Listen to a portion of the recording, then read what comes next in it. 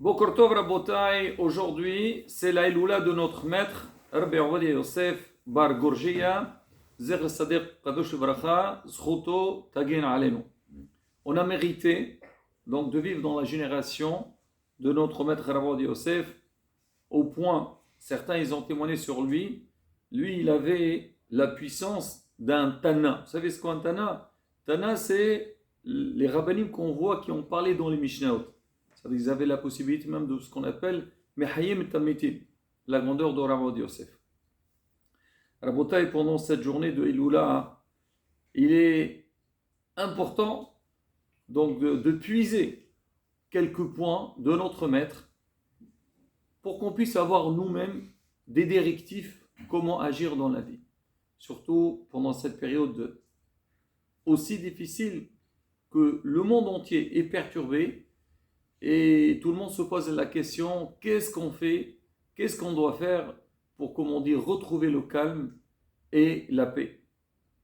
Rabotai, parmi les choses que nos rabbanim nous conseillent, par rapport à ce qui est écrit dans les Sfarim, c'est marqué une des grandes choses qui peut aider l'Am Israël, c'est l'Imouda Torah, l'étude de la Torah. Comme la Gemara le dit, Torah migina umatzla. C'est-à-dire quoi migina umatzla? La Torah, elle protège et elle sauve la personne. Quand quelqu'un étudie la Torah, il a une protection. Et ce n'est pas seulement qu'il est protégé, et si hasve shalom, il y a quelque chose qui va arriver, alors la personne, elle est sauvée.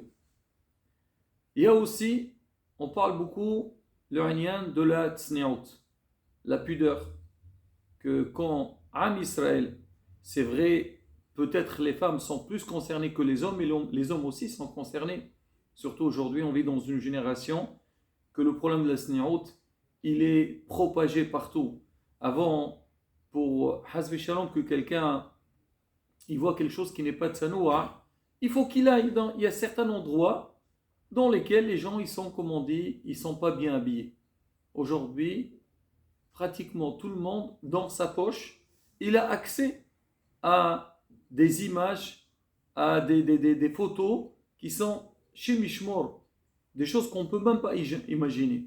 Donc on dit un gros travail, quand un ministère travaille sur la tsni'ut, Bezat Hashem, ça le protège. On a vu aussi, on a vu dans la Torah, on a vu dans l'histoire juive, que malheureusement il y a un manque de tsni'ut, les problèmes d'adultère aussi. Hachem, ça l'a beaucoup dérangé et malheureusement, ça a fait des effets très très négatifs sur l'Am Israël.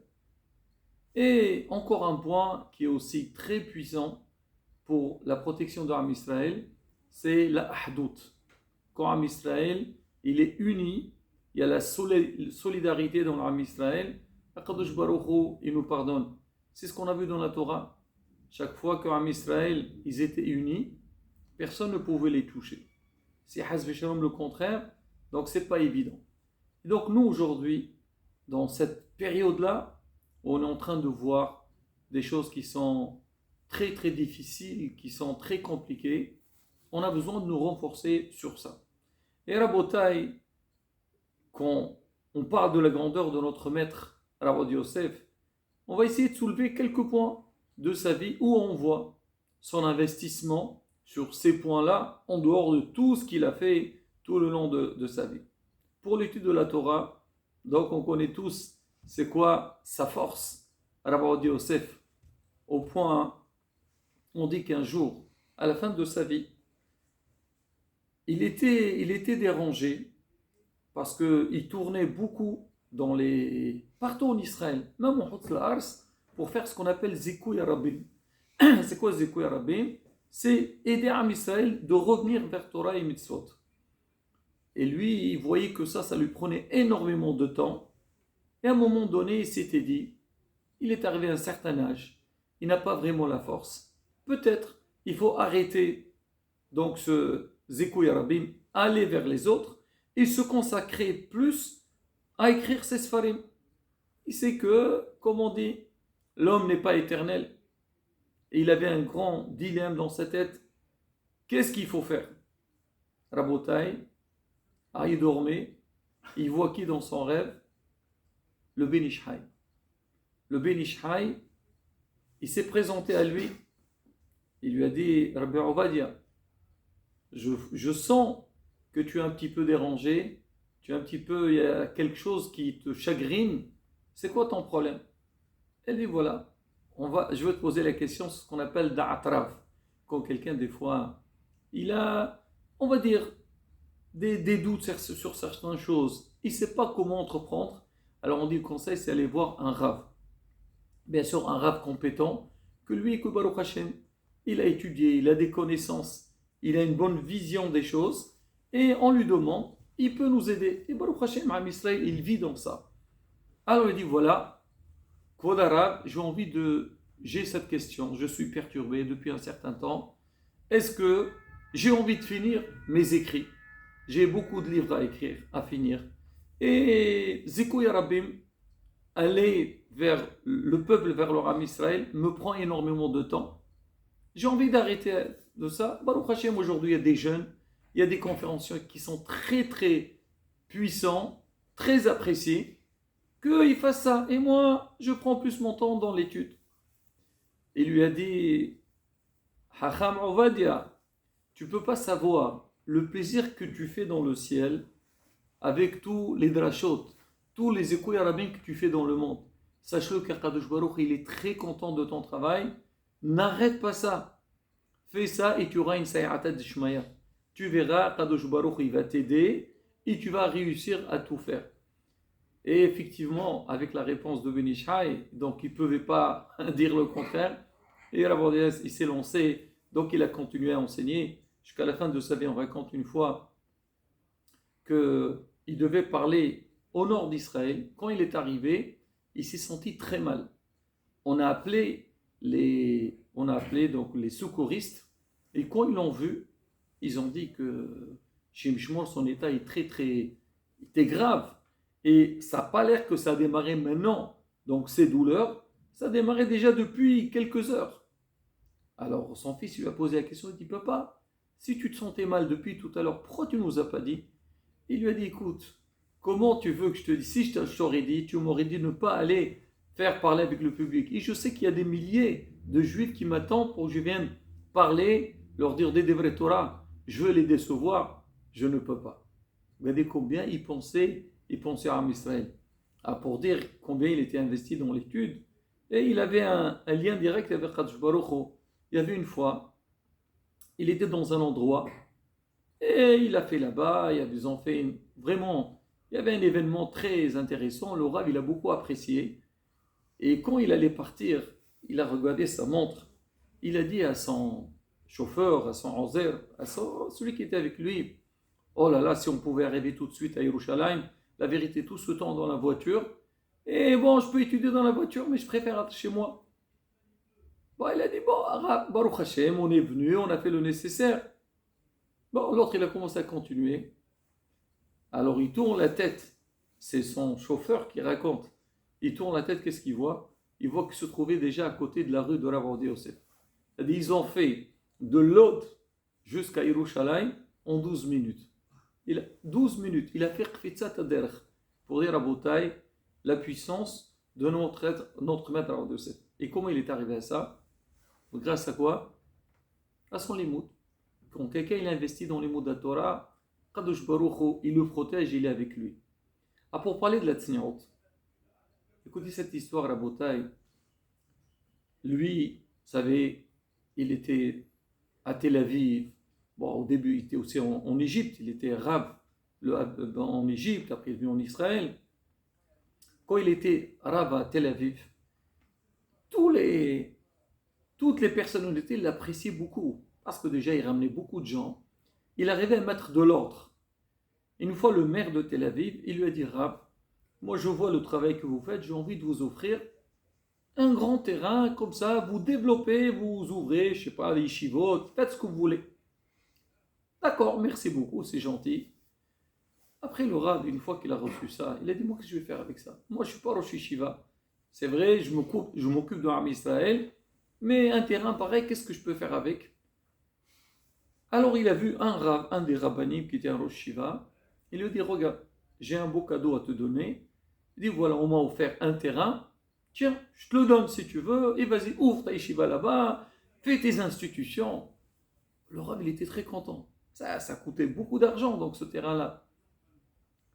Alors le Rav, il dit à Rabbi Yosef, il dira, d'accord, vous m'avez donné un beau cadeau, mais vous savez, donc un terrain pareil, il faut le travailler, il faut construire, et ça demande beaucoup, beaucoup d'argent. Comment je vais faire? Je n'ai pas les moyens. Alors vous avez commencé, finissez la mitzvah. Est-ce que vous pouvez faire quelque chose? Il a dit, écoute, moi j'ai fait, voilà, je t'ai offert ça, maintenant vas-y, tourne, va voir tes frères juifs, ils vont t'aider pour que Bezrat Hashem, tu puisses donc construire et développer tes projets. Bon, ils sont partis. Un jour, Rabbi Yosef, il était chez lui, il y avait un riche de Brésil.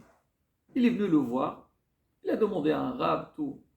Alors le rave, quand il l'a vu, il a dit, je veux profiter de l'occasion, je lui ai demandé s'il peut aider ce rave-là pour qu'il puisse un peu construire donc les institutions qu'il doit construire. Alors, il ne s'est pas gêné, il dit, voilà, tu sais, Baruch Hashem, on a reçu un terrain de la mairie, maintenant, il faut qu'on le développe, il faut qu'on construise. Alors, est-ce que tu peux nous aider? Il a dit, écoutez, Rav, moi, dans un mois, j'ai le mariage de ma fille au Brésil. Viens, moi je veux que vous soyez présents, pour moi c'est un grand kavod. Et après la choupa, je vous donne un chacon blanc, prenez ce que vous voulez. Moi ça ne me dérange pas. Ce que ça coûte, bon, Baruch Hashem, Hashem m'a donné ce qu'il faut. Le Rav, il était très content.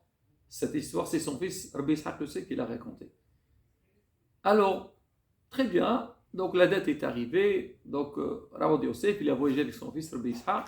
Arrivé là-bas, ils arrivent dans une synagogue, donc pour faire la choupa. Le Rav, il était dans un coin, il attendait que les gens ils arrivent, Hatan Kalla, et pour démarrer la choupa. Mais à un moment donné, quand le Rav il voyait les gens arriver, il a vu que leur alim va alechem. Comment ils étaient habillés les gens, surtout au Brésil, il fait chaud, et il y avait de tout. Il y avait de tout. Le Rav, il était très dérangé. À un moment donné, on vient lui dire qu'Odrav, c'est bon, les maris sont là, on va démarrer la choupa. Il a dit non, je ne peux pas aller tout de suite. Il croyait qu'ils étaient en train d'étudier, ils devaient finir un petit truc. Alors, il voit quand même le Rav ne bouge pas. Ils ont envoyé son fils. Rabbi Ishaq, il va le voir, il lui dit, papa, tu sais, on t'appelle pour démarrer la choupa. Il lui a dit, écoute mon fils, moi, une choupa pareille, je ne peux pas assister. Il n'y a pas de shrina ici. Il dit, pourquoi quel rapport? Hatan Kalla, la shrina arrive. Il a dit, tu as vu comment les gens sont habillés? Moi, une choupa avec des gens qui sont mal habillés, ils ne sont pas couverts, je ne peux pas. Je ne ferai pas la choupa. Son fils lui dit, papa, on lave tes lunettes, mais tu sais, le monsieur, il nous a offert donc le voyage. Il va offrir pour la yeshiva. Si on ne fait pas la choupa, c'est... Il a dit, écoute, rien pour moi je ne peux pas faire donc une choupa dans ces conditions-là. Les gens, ils ont compris qu'il y avait quelque chose qui ne va pas. Le père de la Kala, il demande à Rabbi Ishaq, il lui dit, qu'est-ce qu'il y a, pourquoi ton père ne va pas? Il lui a expliqué la situation. Il a dit, mais arrête, mais quoi, tu sais combien de personnes ils sont là? Moi, je veux leur demander de s'habiller. Et maintenant, qu'est-ce qu'il y a? Peut-être on aurait dû mettre ça dans la carte, maintenant ça, ils sont là, qu'est-ce qu'on peut faire? Alors Yosef, il a dit, non, moi, je ne fais pas la choupa. Et on imagine que dans cette cérémonie, il y avait aussi des personnalités, des autorités de Brésil. Il y avait là-bas le maire ou, je ne sais pas, des ministres. Ils ont compris qu'il y a quelque chose qui clochait avec le Rav. Ils ont demandé au père de la Kala, il dit, qu'est-ce qu'il y a? Pourquoi le rabbin ne veut pas venir? Il a dit, dites-moi, je veux savoir. Il dit, vous voulez savoir? Le Rav, il a dit, puisque les gens ne sont pas bien habillés, et moi je vais faire des brachot. Et maintenant, pendant la choupa et la shrina qui vient, on ne peut pas la célébrer dans cette condition-là. Comment il a réagi le maire ou le ministre? Il lui a dit, mais il a raison le rabbin. Il a raison le rabbin. On ne démarre pas cette cérémonie si... L'autre lui dit, mais comment on va faire? Il dit, écoute, c'est pas un problème. On va aller appeler tout de suite, on va amener du tissu pour toutes les dames qui étaient là, on va leur donner, avant tout se couvrir avec ce tissu-là, pour que le rabbin il puisse faire la choupa. Et effectivement, ça s'est passé de la sorte. Le rabbin il a fait la choupa, c'est bien passé, et quand il est retourné, le père de la mariée, bien sûr, il lui a fait un grand chèque. Il lui a dit, Rav, vous ne vous rendez pas compte. Vous savez, ce que vous avez fait, ça a fait un grand Kiddush Hashem. Il y a beaucoup de gens aussi bien juifs et non-juifs. Ils ont compris la valeur de la religion juive. Et c'est quoi quelqu'un qui tient sur ses principes? La Torah l'interdit, on ne fait pas. Et la bouteille, ça c'est un grand message pour nous. Quand on voit un gadol, quand on leur dit Yosef, on sait combien de brachot il a fait. Il a fait des brachot, du Baruch Hashem. À peine, il a demandé, Hashem il écoute. Nous aussi, Bezat Hashem, dans cette période, alors c'est le jour de Saïloula, donc on allume une bougie, la Nushmato, on doit étudier la Nushmato, mais surtout, la bouteille, apprendre de ses midot, ses actions, comment il a fait. Et Bezat Hashem, quand Am Israël, il est muhoubar, il est collé, il est associé avec la Torah, avec les Talmidei Hachamim, Vadaï Bezat Hashem Akadosh Baruch Hu, Yahesh les Gaolenu, il nous donnera tout ce qu'on a besoin. Il y a beaucoup d'autres histoires à bouteille, mais on arrête avec ça. Amen.